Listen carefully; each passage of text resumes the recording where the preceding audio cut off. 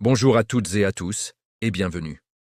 L'Église évangélique protestante de Carnières est heureuse de vous retrouver aujourd'hui pour partager un moment précieux autour de la parole de Dieu.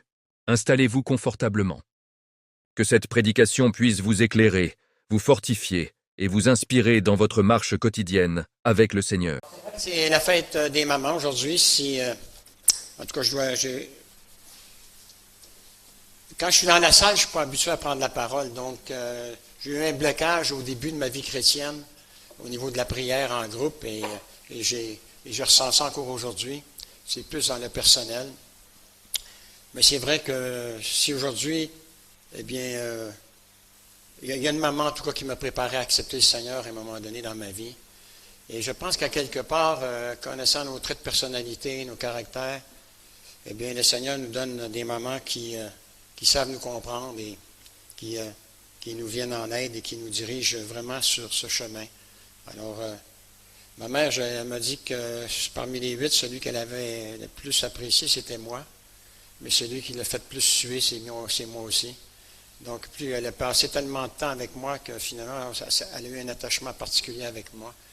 Et moi, en retour, eh bien, j'avais accepté le Seigneur à 33 ans, donc j'avais déjà quitté la maison et le cadeau que je lui ai fait, en tout cas, c'est le Seigneur, le cadeau qu'il lui a fait à travers moi, c'est de pouvoir y annoncer l'Évangile et elle a pris une décision pour le Seigneur. Donc, je la reverrai en haut au ciel.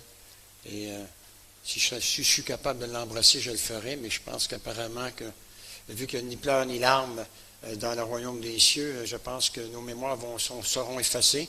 Ça va nous éviter de pleurer toute l'éternité parce que certains de nos enfants n'auront pas pris une décision avec le Seigneur. Je pense qu'on va être déconnectés, on va rentrer dans une nouvelle terre, des nouveaux cieux. Et à ce moment-là, eh bien, plus de larmes, plus de peur, plus de guerre, plus de mort, parce que le péché et celui qui est l'auteur du péché, eh bien, aura été détruit. Que le Seigneur nous bénisse pour ça. Alors, vu que c'est la fête des femmes aujourd'hui, des mamans, eh bien, je vais vous parler des femmes aujourd'hui.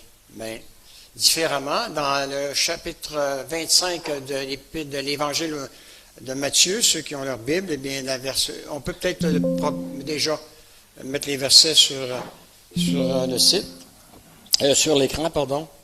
Et ça concerne, ce que nous allons examiner, c'est le cas des 10 vierges qui portaient chacune lampe et qui attendaient le Seigneur Jésus. Elles croyaient toutes qu'elles étaient prêtes pour le retour du Seigneur, mais la porte fut fermée à tout jamais à 5 d'entre elles. Il n'y a aucune parabole qui m'est difficile d'expliquer comme celle que nous nous apprêtons à examiner ce matin, non pas parce qu'elle est difficile à comprendre, mais parce qu'elle est tellement claire qu'elle met à nu ceux et celles qui pratiquent une religion. Vous croyez bien connaître cette parabole, vous l'avez entendue à l'école du dimanche pour certains, sinon elle est certainement enfouie au fond de votre mémoire comme une vieille lettre que vous avez déjà lue dans le passé. La lampe qui s'éteint est toujours celle que l'homme a cessé d'entretenir, persuadé qu'elle brille encore. Bien-aimés, la familiarité avec la parole de Dieu est le piège le plus mortel dans lequel nous pouvons tomber. Pourtant, aucun passage de l'Écriture n'a autant été déformé que la parole que nous allons regarder ensemble ce matin. Je vais vous demander de courber la tête et fermer les yeux, on va prier. Seigneur notre Dieu, ce matin, c'est toi qui veux nous parler. Et nous voulons vraiment te laisser le champ libre, Seigneur, pour parler à nos cœurs. Tu connais nos besoins. Et Seigneur, nous savons que tu veux nous faire grandir, Seigneur, dans la connaissance de la personne de Jésus-Christ et dans notre foi. Seigneur, merci de nous avoir trouvés dignes en Jésus, de pouvoir te servir pour l'avancement de ton royaume. Et Seigneur, prends toute la place qui te revient à travers ce message ce matin. Et c'est en Jésus, mon Sauveur bien-aimé, ressuscité, que je t'ai prié. Le peuple de Dieu dit... Amen. Écoutez les paroles de notre Seigneur Jésus-Christ et entendez-les comme si c'était la première fois. Alors le royaume des cieux se ressemblable à 10 vierges qui, ayant pris leur lampe, allèrent à la rencontre de l'époux. 5 d'entre elles étaient folles et 5 étaient sages. Notez bien le nombre, 10 vierges, et non pas 5 pécheurs et 5 saintes, non pas 5 prostituées et 5 vierges, mais 10 vierges. Les 10 attendaient le même époux et les 10 portaient les mêmes vêtements de noces. Elles étaient en apparence toutes les 10 identiques et vous ne pouviez pas distinguer quelles étaient les 5 vierges sages et quelles étaient les 5 vierges insensées. Est-ce qu'on pouvait les distinguer par leur profession de foi? Non, parce que toutes les 10 avaient déjà fait profession de foi. Pouvait-on les distinguer l'une de l'autre à partir de l'endroit où les 10 s'étaient rassemblés? Non, car toutes les 10 s'étaient rendues au même endroit. Attendaient-elles chacune leur époux? Non, car toutes les 10 attendaient le même époux. Pouvait-on les distinguer par la lampe qu'elles tenaient? Non, parce qu'elles étaient toutes en possession d'une lampe, et les 10 lampes brûlaient lorsqu'elles sont sorties pour aller à la rencontre de l'époux. Voici des hommes et des femmes qui sont réunis un dimanche, mais un dimanche matin, pour rendre un culte d'adoration et de louange à Dieu, 3 fois saint. L'endroit est éclairé par les lampes des vierges folles et des vierges sages qui s'y trouvent. Elles chantent des cantiques et elles participent à la Sainte Seine. Leur zèle dépasse peut-être même celui de la moitié des vierges sages. Si la différence qui existait entre les vierges folles et les vierges sages ne se trouvait pas dans la lampe qu'elles portaient, parce qu'elles portaient toutes le même modèle de lampe, comment alors peut-on reconnaître les vierges folles des vierges sages? Écoutez bien les paroles que Jésus va prononcer dans les versets 3 et suivants, 3 et 4. Les folles, en prenant leur lampe, ne prirent point d'huile avec elles, mais les sages prirent avec leur lampe de l'huile dans des vases. Bien-aimés, la différence ne se trouvait pas dans les lampes, mais dans ce que contenaient les vases. La lampe était visible pour tous, tandis que le vase était caché. La lampe était quelque chose de visible, tandis que le vase était quelque chose de secret. Spirituellement parlant, la lampe représente ce qui peut être vu de tous, c'est-à-dire les apparences. Tandis que l'huile qui se trouve dans le vase représente le Saint-Esprit qui habite le cœur de quelqu'un qui est né de nouveau. Malheureusement, il y a dans chaque communauté des hommes et des femmes qui possèdent une lampe dont le vase n'a pas d'huile. C'est aussi ce à quoi Jésus faisait référence lorsqu'il a parlé de la parabole du blé et de l'ivraie. Et ici, ce qui est intéressant, c'est que Jésus lui reste quelques jours à vivre et il prend un temps en retrait avec ses disciples pour leur donner cette parabole. Il y a une raison pourquoi il la donne, et on va le voir au défilement du message. Ces vierges vivaient une religion qui s'enflammait le temps d'un soir, mais elles ne possédaient pas cette joie qui surpasse tout ce que l'homme peut comprendre, parce qu'elles ne connaissaient pas le Seigneur Jésus-Christ. Elles avaient appris à parler de Jésus, à pleurer lorsqu'elles chantaient des cantiques, à être touchées par certains sermons, à ressentir une étrange chaleur dans leur cœur qu'elles considéraient comme étant un signe qu'elles étaient converties. Mais il n'en est rien. Lorsque la réunion était terminée, que la journée avançait, il ne restait plus d'huile dans leur lampe, il ne leur restait plus rien à puiser dans leur vase. Lorsqu'on raconte l'histoire d'un jeune homme qui avait vécu une conversion extraordinaire lors d'une réunion d'évangélisation. Pendant les 3 premières semaines, il ne parlait que de Jésus. Il priait avec une telle ferveur dans les réunions que les femmes âgées de l'Église pleuraient en l'entendant.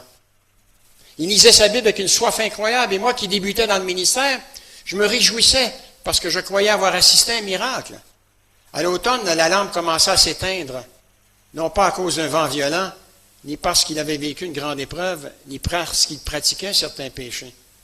Il avait commencé à venir moins souvent au culte le dimanche matin, à lire moins souvent sa Bible, à parler moins souvent de son Sauveur bien-aimé, jusqu'au jour où un dirigeant de l'Église est passé chez lui et qu'il l'a trouvé assis dans son salon en train de jouer avec un jeu vidéo. Lorsqu'il lui a demandé comment il allait, il a répondu qu'il allait bien et qu'il avait réalisé qu'il s'était laissé emporter par ses sentiments lorsqu'il avait entendu l'Évangile. Jésus faisait maintenant partie du passé pour lui. Bien-aimé, ce jeune homme avait une lampe. La lampe l'avait éclairé, mais il n'y avait plus d'huile dans la lampe de ce jeune homme. Cette flamme qui était en lui s'était éteinte après que l'excitation fut passée. C'était, je le crains fort, un homme qui vivait en fonction des sentiments qu'il ressentait. Beaucoup de gens ne réalisent pas que la vie chrétienne n'est pas une question de sentiments, mais de foi. Cette flamme qui était en lui, chers amis, savez-vous si vous avez toujours de l'huile dans vos vases ce matin? Savez-vous si votre lampe brûle toujours ce matin? Je vous le demande non pas dans le but de vous blesser ou de vous juger, mais pour vous faire réfléchir, car au milieu de la nuit, l'huile de votre lampe sera épuisée, et seul ce qui se trouve dans le vase pourra alors être versé dans votre lampe. Seul celui qui a un vase rempli pourra répondre à l'appel du Seigneur. Seul ce qui a été donné par l'Esprit dans le secret de notre cœur pourra nous éclairer sur le chemin qui conduit vers le festin qui nous est réservé aux noces de l'agneau. Écoute attentivement ce qui suit, parce que cela porte à réfléchir. Les 5 vierges folles ignoraient qu'elles étaient folles et croyaient qu'elles étaient sages. Elles sont sorties en même temps que les 5 vierges sages. Elles demeuraient avec les sages et elles s'assoupirent avec les sages. Car Jésus dit que pendant que l'époux tardait, elles s'assoupirent et s'endormirent toutes les 10. Il est normal de veiller et de prier parce que nous ne savons pas quand le Christ va revenir. Jésus dit que c'est les 5 vierges sages qui avaient une relation très étroite avec le Seigneur, s'étaient assoupies pendant qu'elles attendaient le retour du Seigneur Jésus. La différence ne résidait pas dans le fait que les vierges sages restaient éveillées, mais dans ce qu'elles avaient déjà accumulé dans leur lampe avant de s'endormir. Saisissez-vous la différence ici, bien-aimés. Leur vase était rempli d'huile avant qu'elles s'endorment. Et il est écrit au verset 6 que les vierges sages ne sont pas devenues sages au milieu de la nuit, lorsqu'elles entendirent quelqu'un crier « Voici l'époux, allez à sa rencontre ». Elles étaient devenues sages pendant qu'il faisait déjà jour. Elles avaient été sauvées par l'Esprit de Dieu qui avait agi au plus profond de leur cœur avant même qu'elles soient éprouvées. Celui qui attend de mettre de l'huile dans sa lampe, bien-aimé, seulement au moment où il entendra le cri du retour de l'époux, celui-là est appelé à périr. Bien-aimé, lorsque le cri a retenti, que firent les 5 vierges folles? Il est écrit au verset 7 qu'elles se sont levées pour remplir leurs lampes en disant aux 5 vierges sages, « Donnez-nous de votre huile car nos lampes s'éteignent. » Leurs lampes avaient brûlé pendant un certain temps, et au moment où l'époux était sur le point d'arriver, leurs lampes venaient de s'éteindre.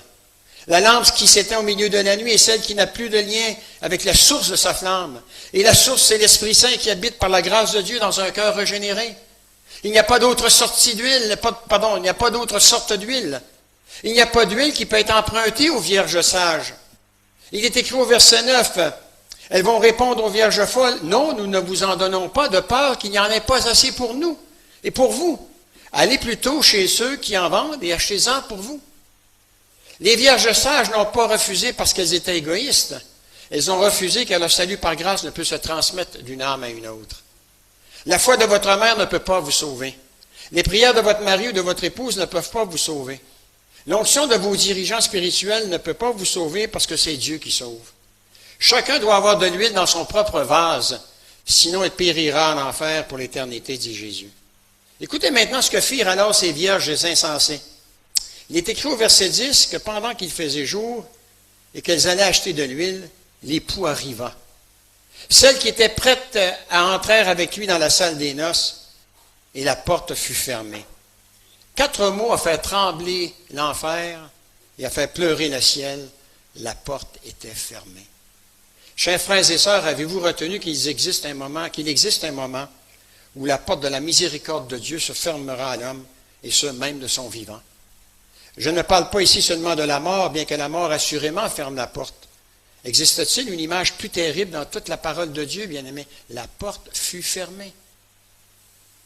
On peut ajouter ça aussi avec le Seigneur qui nous dit, « Éloignez-vous de moi, je ne vous ai jamais connu, vous qui commettez l'iniquité. »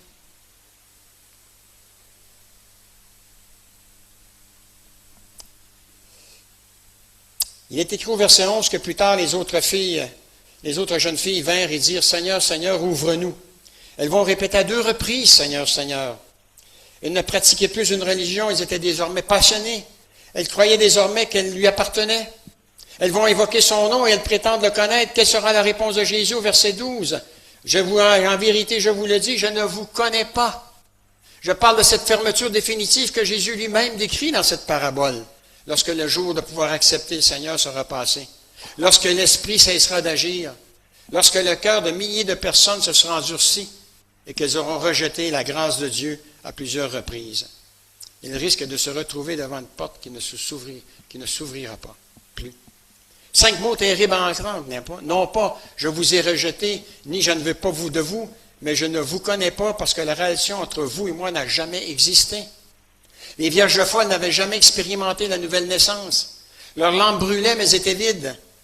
Et ce vase vide démontre que vous ne m'avez jamais appartenu, laisse entendre Jésus. Bien-aimés, le plus important reste à venir dans l'histoire. Et une question devrait tarauder quiconque entend ces paroles ce matin. Comment une personne peut-elle devenir une vierge insensée? Comment peut-elle marcher si près des sages, leur être si semblable en apparence et pourtant être si éternellement divisée intérieurement? Premièrement, il est bien de noter que la Vierge folle est avant tout celle qui a confondu la lampe avec l'huile. On lui avait appris que parce qu'elle pratiquait une forme de religion, elle appartenait à Dieu. Elle entendait des sermons, mais les sermons ne touchaient pas leur cœur. Elle lisait les Écritures, mais les Écritures ne venaient pas à bout de leur incrédulité. Elle priait, mais leur prière laissait voir une lampe qui manquait d'huile, et non pas comme si le vase était rempli à rebord. Elle confondait non seulement la bougie pour sa flamme, mais elle confondait la bougie pour sa mèche et la mèche pour l'huile. Et quelque part dans ce désordre d'objets religieux, elle a perdu la seule chose qui est essentielle, le Seigneur Jésus lui-même qui habite dans le cœur du chrétien, né de nouveau par son esprit. Dites amen à ça. Je me souviens d'une femme qui est venue me voir en pleurs après un sermon que j'avais prêché sur la nouvelle naissance et qui m'a dit, « Pasteur, cela fait 30 ans que je suis membre d'une église. J'ai enseigné aux enfants à l'école du dimanche, j'ai visité les pauvres, j'ai chanté dans la chorale et aujourd'hui, pour la première fois, je réalise que je ne suis jamais né de nouveau. J'ai tenu une lampe pendant 30 ans, mais je n'ai jamais eu d'huile dans ma lampe. » Cette sœur pleurait tellement que je lui ai dit, « Chère sœur, pleurez parce que ces larmes sont les premières gouttes d'huile que l'Esprit de Dieu commence à verser dans votre vase. » Elle vécut encore 17 ans après cette rencontre. Sa lampe brillait de mille feux et son vase était rempli à rebord. Deuxièmement, il est bien de noter que les vierges folles sont celles qui pensaient que la conversion était un acte unique et irrévocable. Elles croyaient que le fait d'avoir fait un pas dans l'allée ou réciter une prière ou éprouver une émotion leur garantissait le salut éternel. C'est ce que les prédicateurs des temps modernes leur avaient prêché.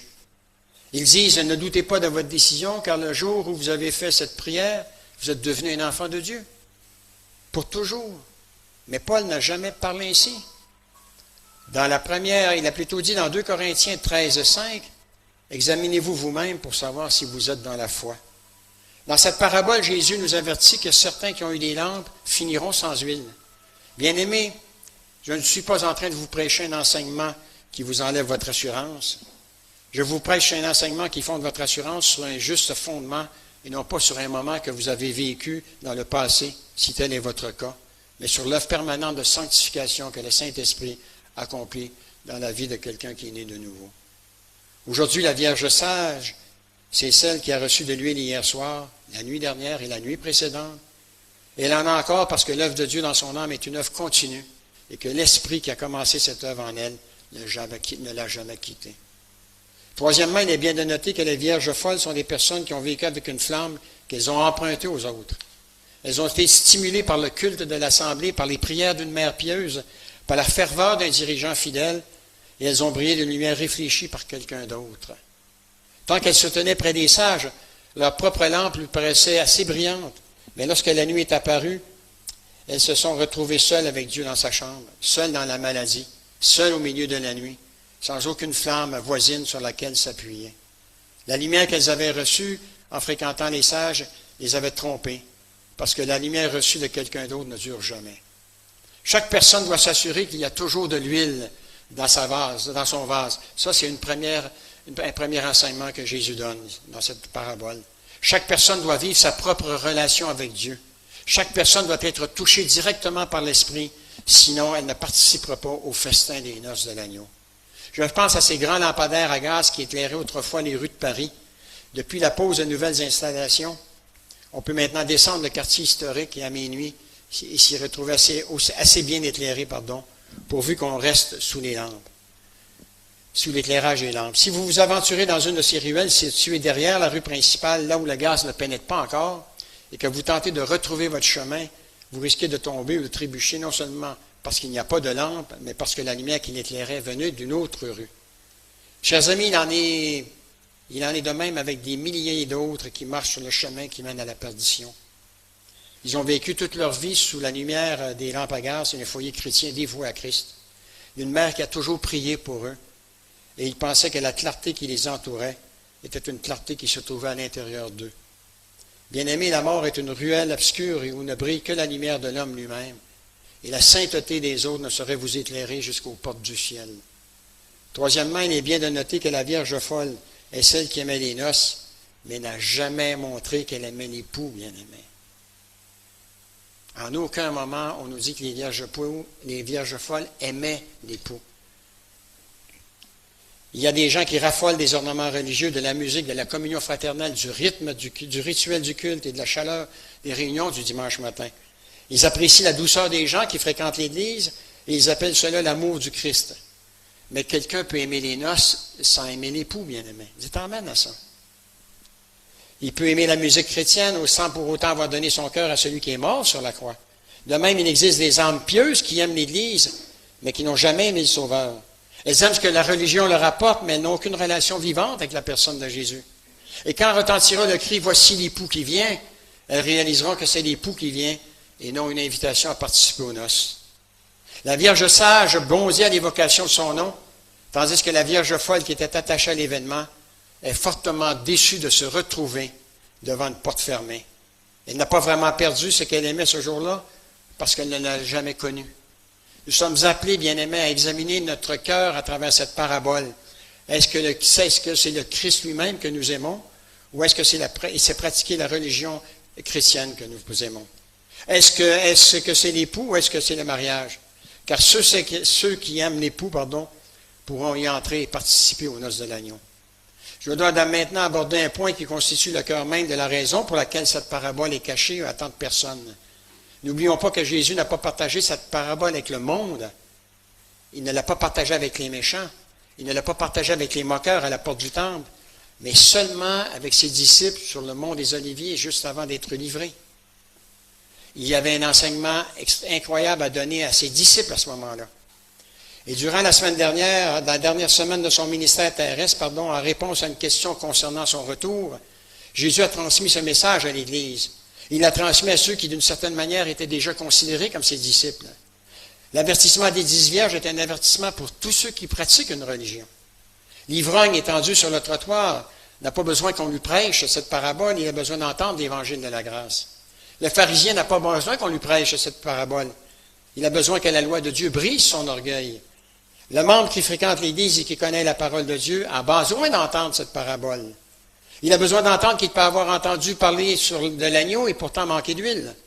Il a besoin d'entendre que 10 personnes étaient sorties ce jour-là et que 5 seulement avaient été invitées à entrer et que la porte avait été fermée à tout jamais pour 5 d'entre elles. Si vous aviez bien suivi jusqu'ici, votre cœur peut être lourd et je m'en excuse, mais je ne vous laisserai pas partir accablé sans vous partager le chemin qui libère. Parce que le remède pour la Vierge folle est clairement exposé aussi dans cette parabole. Comment donc quelqu'un peut être sauvé par l'huile qui se trouve dans le vase? C'est une question de vie, de mort, et je ne plaisante pas.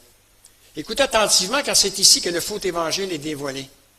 Lorsque les vierges folles vont prendre conscience qu'elles n'avaient plus d'huile dans leur lampe, on leur a dit d'aller chez les marchands et d'acheter de l'huile pour elles-mêmes.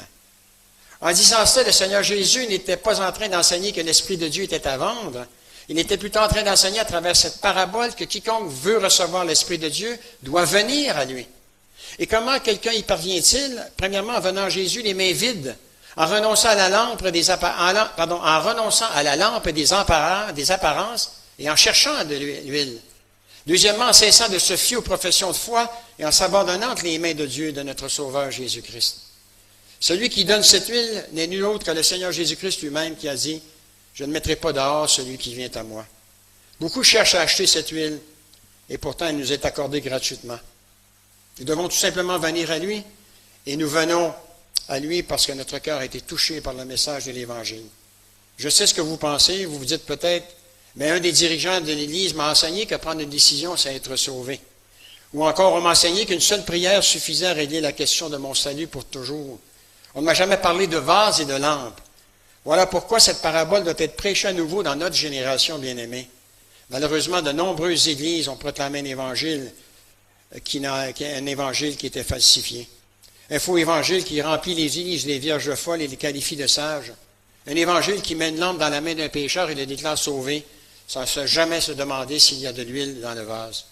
Un évangile qui dit aux hommes qu'ils peuvent dormir tranquilles suite à une décision prise il y a 20 ans, alors qu'aucun fruit n'est apparu pendant toutes ces années, qu'aucune vie de sainteté n'a grandi en lui, qu'aucun amour pour le Christ n'a mûri, et qu'aucune haine du péché ne s'est manifestée dans sa vie.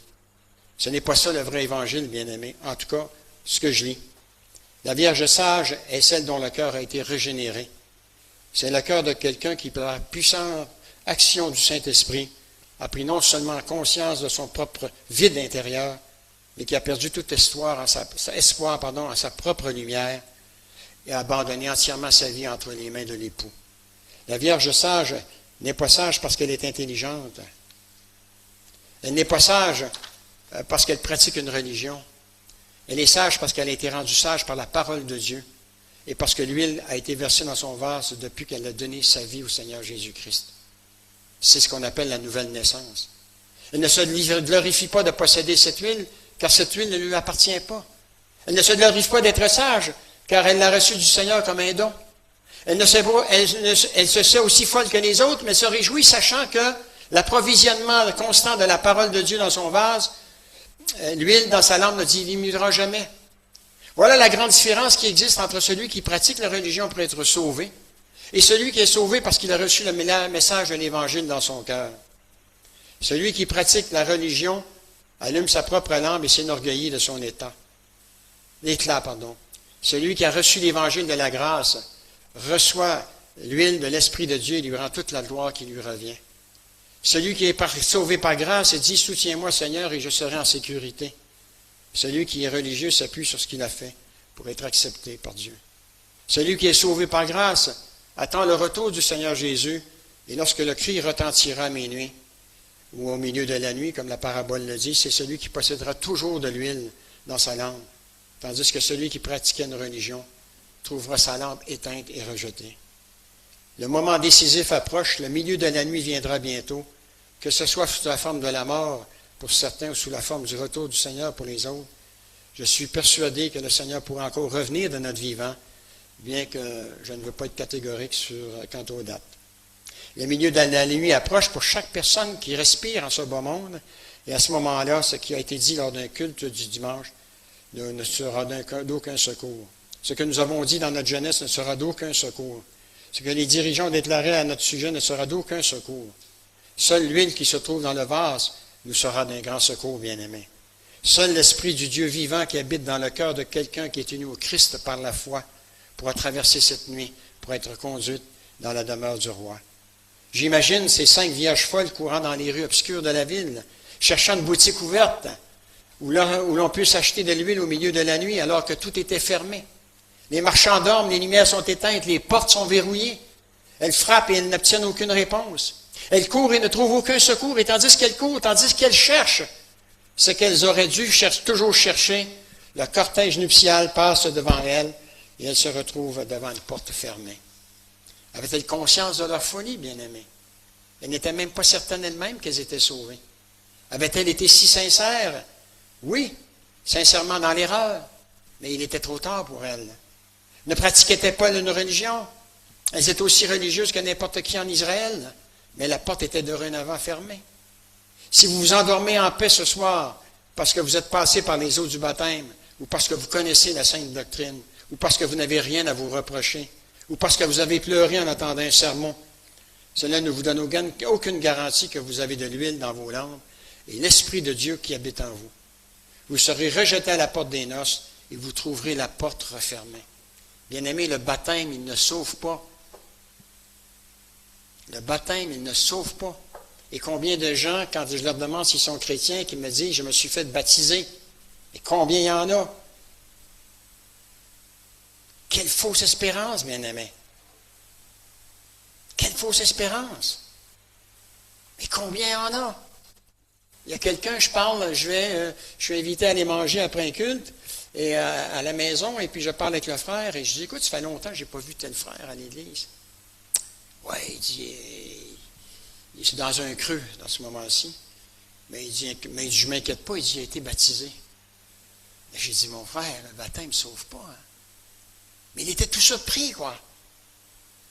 Il était surpris. C'est le problème des baptistes, hein. Ouais. Si le problème des pentecôtistes, c'est de parler en langue, chez les baptistes, c'est le baptême. Hein. Mais le baptême ne sauve pas, quoi. Il faut être clair avec ça. Hein. Il y en a qui se font baptiser, après ça, on ne les revoit plus, hein. Ben ça, ils font partie des vierges folles. Hein. Ils ont accepté le Seigneur par les sentiments. On leur a laissé croire qu'ils étaient sauvés. Et là, elles vivent un combat spirituel intense. Elles sont incapables d'y faire face parce qu'elles n'ont pas l'Esprit de Christ qui habite en eux, bien-aimés. C'est important, ça. Ça, c'est des choses importantes.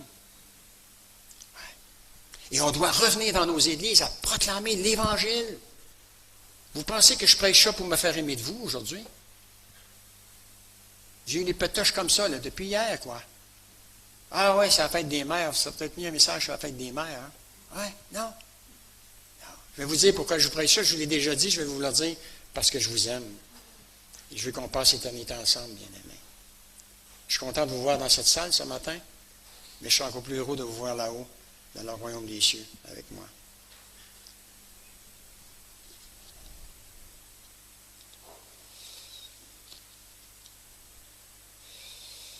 Les paroles que Jésus a prononcées, je ne vous ai jamais connues, sont parmi les pires qu'il ait jamais prononcées.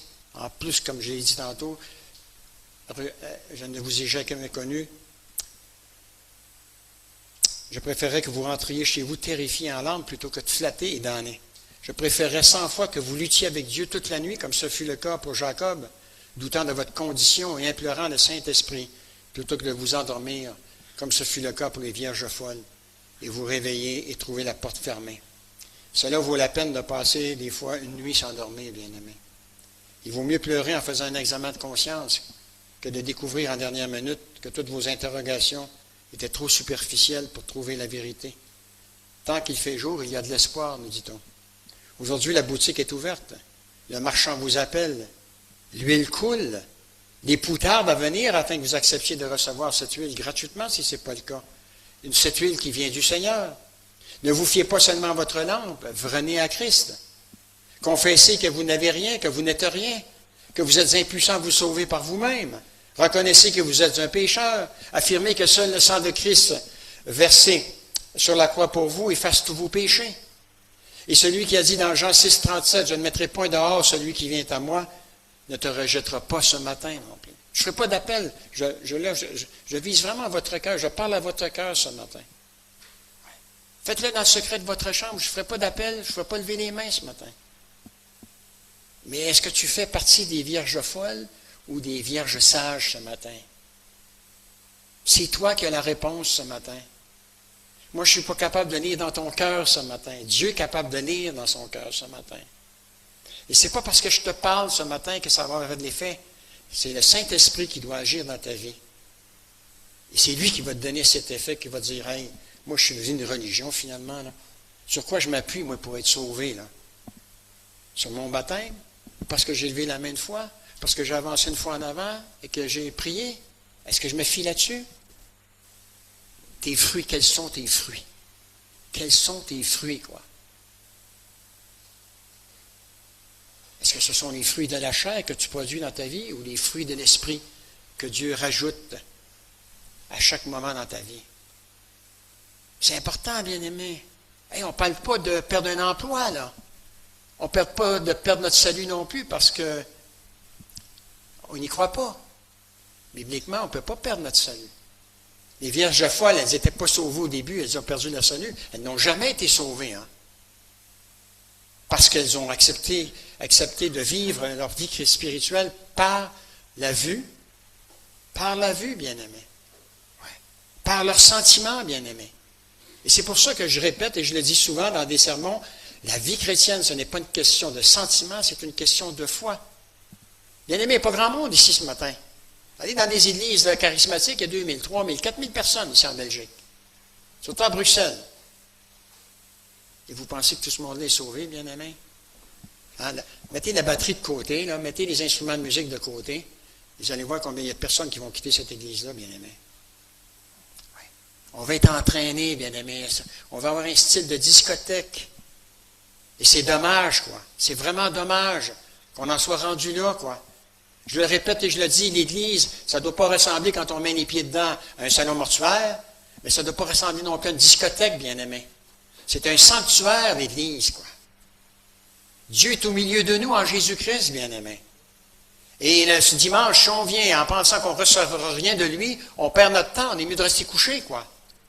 Mais on vient à l'Église, quoi? Pourquoi? Pour remercier d'abord le Seigneur de la semaine qu'il nous a fait passer. Dans les bons comme dans les mauvais moments, on reconnaît qu'il était présent dans nos vies, puisqu'il l'a promis.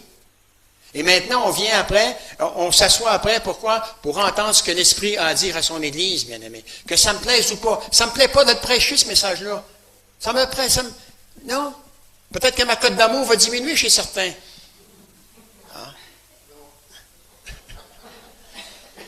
Mais comme je vous dis, je ne suis pas ici pour me faire aimer, bien-aimé. Honnêtement.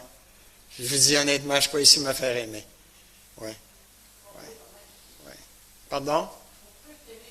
Ah, ça me fait plaisir. Ça te fait plaisir, Chou? Elle n'est pas jalouse en plus, vous pouvez m'aimer. OK.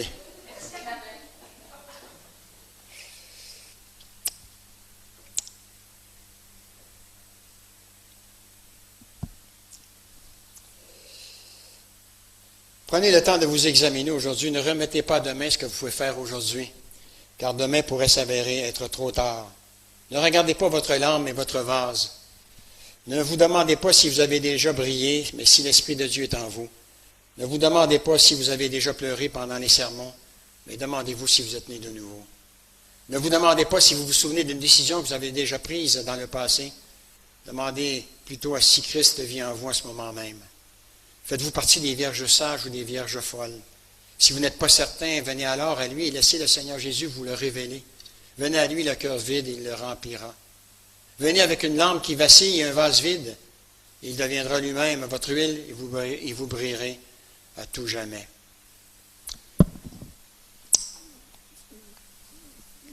On a déjà fréquenté la même église, moi et Daniel Finet. Hein? Et souvent, les gens priaient. Ils priaient parce que leur enfant, ça faisait 20 ans qu'il avait quitté la maison, que finalement, qu'il n'allait pas à l'église, et ainsi de suite. Et j'entendais des prières qui disaient, « Ah, Seigneur, ramène-le dans l'église, touche-le. » Mais je disais à Daniel, non, si quelqu'un est capable de vivre dans le péché, il est élevé dans l'église, puis vit 20 ans dans le péché à l'extérieur sans aucun remords, il n'a jamais été né de nouveau, quoi. Moi, je l'ai déjà dit, je suis incapable de retourner en arrière, moi. Je suis incapable de vivre la vie que je vivrais avant. Pourquoi? Parce que le Jean Cudon dans sa chair, là, il est mort écrasé, là, il est en miettes, il est en fumée, bien-aimé. Et j'ai honte quand je regarde ce Jean Cudon-là dans la chair, bien-aimé. Mais je me dis, quel imbécile, quel idiot, quoi. Oui. Oui, c'est vraiment important. J'ai dit à Daniel, non, il faut prier pour que cette personne-là vienne au Seigneur, quoi. Comment peut-elle être bien dans le monde? Comment peut-elle dire, je suis bien, moi, écoute, j'ai vraiment une belle vie, moi. Sans le Seigneur, bien-aimé. Non, elle n'a jamais connu le Seigneur. Alors on prie. Vous les connaissez, ceux qui étaient ici avant, puis qui ne sont pas revenus. Bien-aimés, qui ont les deux pieds carrément dans le caca à l'extérieur, qui sont dans le monde, bien-aimés. Prions pour qu'ils viennent à Christ. Oui. Prions pour ça, bien-aimés. Moi, j'ai une conversion radicale. Je ne suis pas convaincu que je suis tout seul à en avoir eu. Peut-être parce que je venais du monde. Peut-être que j'avais un passé qui était assez chargé. Hein? Mais moi, quand j'ai entendu la prédication, puis que j'ai entendu aujourd'hui, c'est le jour du salut pour toi, eh bien, moi, écoute, je ne pouvais pas faire en arrière. Pourtant, j'étais un homme d'affaires à ce moment-là. Je faisais du noir, je faisais du black, je bourrais mes poches. Et je savais que c'était le péché que j'étais en train de combattre. Je devais abandonner ce péché-là, quoi, qui me coûterait cher, selon moi, selon ma chair.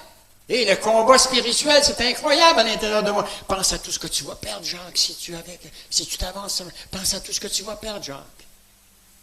Et d'un autre côté, j'entendais, tu n'as rien à perdre en m'acceptant. Tu as tout à gagner, quoi. Oui, bien aimé. On a tout à gagner avec le Seigneur. J'ai connu un gars qui était millionnaire, moi, parce qu'il avait travaillé jour et nuit pour se ramasser de l'argent. Et quand il a eu fini de ramasser le montant qu'il avait dit, eh bien, il y avait eu une grave maladie, il est tombé en fauteuil roulant, puis son argent il a servi à avoir une infirmière à côté de lui 24 heures sur 24, parce qu'il n'était pas capable d'aller aux toilettes, parce qu'il n'était pas capable de rien faire. Mais l'amour de l'argent, c'est le commencement de tous les maux. Ouais. Mais le Seigneur Jésus, c'est le commencement de tout ce qu'on a besoin pour vivre heureux, bien-aimés. Je vous invite à terminer. On va accourber la tête, on va prier. Seigneur Jésus, toi qui es l'époux de l'Église, toi qui reviendras bientôt dans la gloire, porte un regard sur ceux et celles qui ont entendu la parole ce matin. Peut-être que certains portent des lampes qui n'ont pas brillé depuis des années et ils ignorent que le vase est vide. Ouvre leurs yeux, puissent-ils avoir ta sainte crainte d'être exclus de ton royaume. Qu'aucune vierge insensée ne s'endorme sous l'illusion d'être sauvée. Envoie ton esprit, Seigneur Jésus, afin que l'huile du pressoir céleste remplisse le vase de chaque cœur vide ce matin et rallume la lampe de ceux qui étaient éteints depuis un certain temps. C'est en Jésus que je te prie, Seigneur. Amen. Que Dieu vous bénisse abondamment. Merci pour votre présence et votre patience de m'écouter. Merci d'avoir partagé ce moment avec nous. Que ce message vous accompagne et vous fortifie dans votre marche avec Dieu. N'hésitez pas à vous abonner pour recevoir les prochaines prédications et à partager autour de vous. Que Dieu vous bénisse richement. À très bientôt.